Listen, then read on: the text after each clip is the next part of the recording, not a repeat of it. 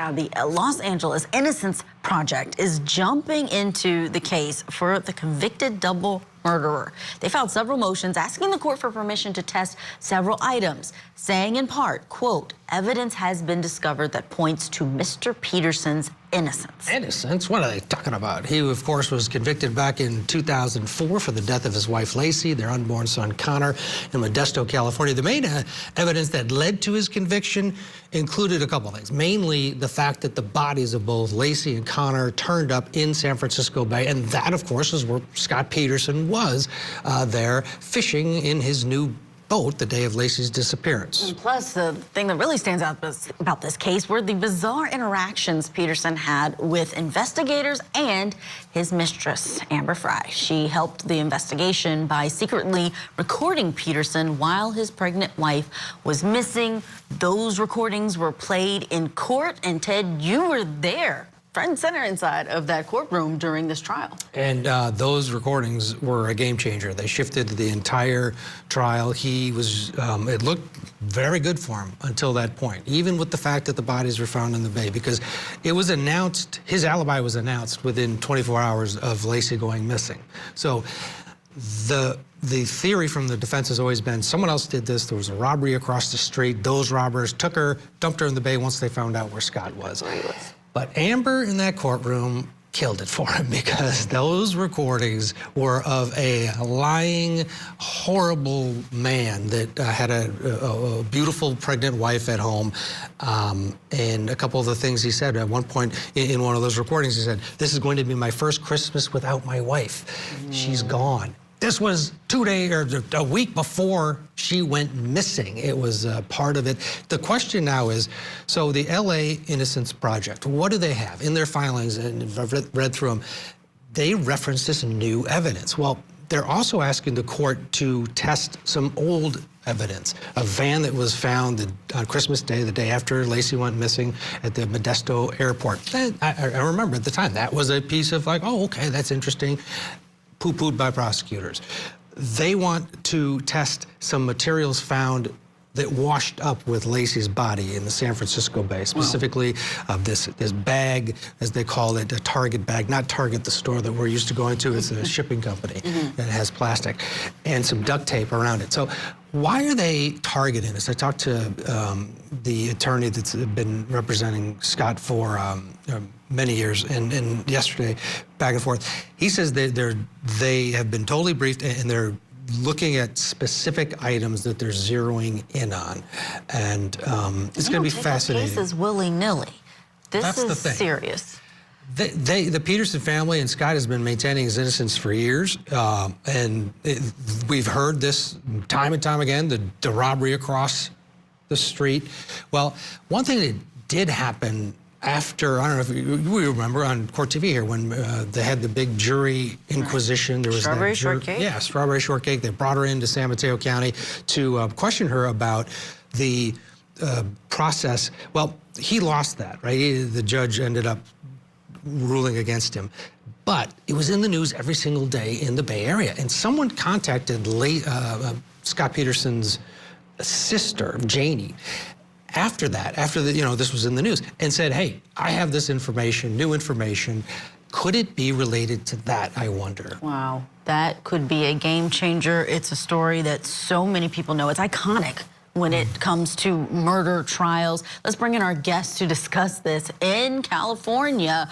Our guest who's been standing by this hour, Joseph Tully's good to see you. Tell me your reaction to the LA Innocence Project taking up this case. It's very, very surprising. I would say borderline shocking, but being a defense attorney, it would take more to shock me, but it's extremely surprising. As you pointed out, the Innocence Project doesn't just take anything. There had to be something very real, very concrete to get them interested in this case. What I was referring to were this new evidence. We know that someone contacted Janie Peterson, and the story is, hey, I was in this room where this guy was talking about being one of the robbers and saying that, yeah, Laci interrupted the robbery at the Medina house across the street, and we killed her because we had to shut her up. 3 people were interviewed by the defense team and an investigator. They signed affidavits, and Scott actually filed it because he's lost his representation. Now he's not on death row. He filed it in his own writing from his cell. But part of the equation was they couldn't find the actual person who these people were talking about, right? So you had these declarations, but where's the guy that was talking about it? Could it be Joseph? Maybe the Innocence Project found the guy. He gave them a version of what's going on, and that's why they're targeting their requests in terms of DNA testing. If he said, yeah, we had that van, we wrapped her in that plastic, well, that might make sense. Sure, yeah, we do know from their filings the Innocence Project is citing to the burn ban. They want DNA testing. They wanted witnesses who saw Laci walking her dog that morning.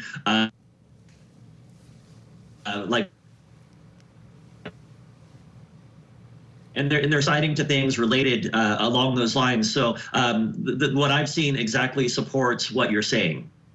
Yeah, there were several witnesses that did not make it to the witness stand at trial who reported seeing Laci walking the dog during that morning. And if any one of those people was correct, then Scott's innocent, just because of the timeline and the way things worked.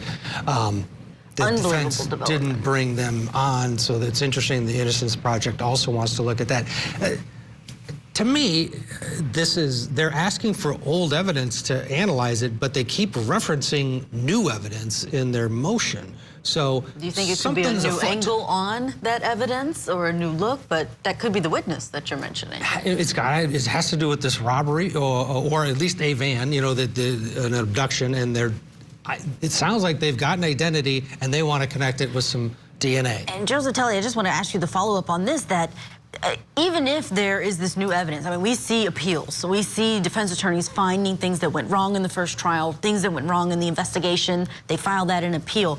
But when the Innocence Project takes something, they have to take into consideration the optics. They have to take into consideration what it would mean to help someone who has a very bad reputation when it comes to those who remember this case, remember just seeing that smiling photo of Laci and thinking about Connor. Is that even more so the likelihood that there may be actually something to this possibility of his innocence?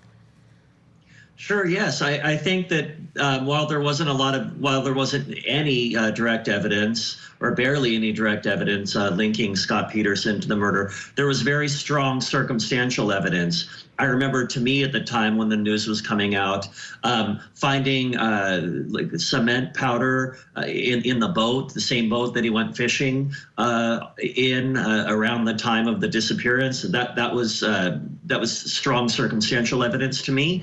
But I also think that, you know, it's not enough for the Innocence Project to say, hey, there's new evidence. They have to say there's new evidence that's tied to an actual defense of innocence. So they can't say, hey, here's evidence that might have raised a reasonable doubt. They have to say, here's evidence that supports actual innocence of Scott Peterson, and have an uphill battle going forward in the appellate court system on that.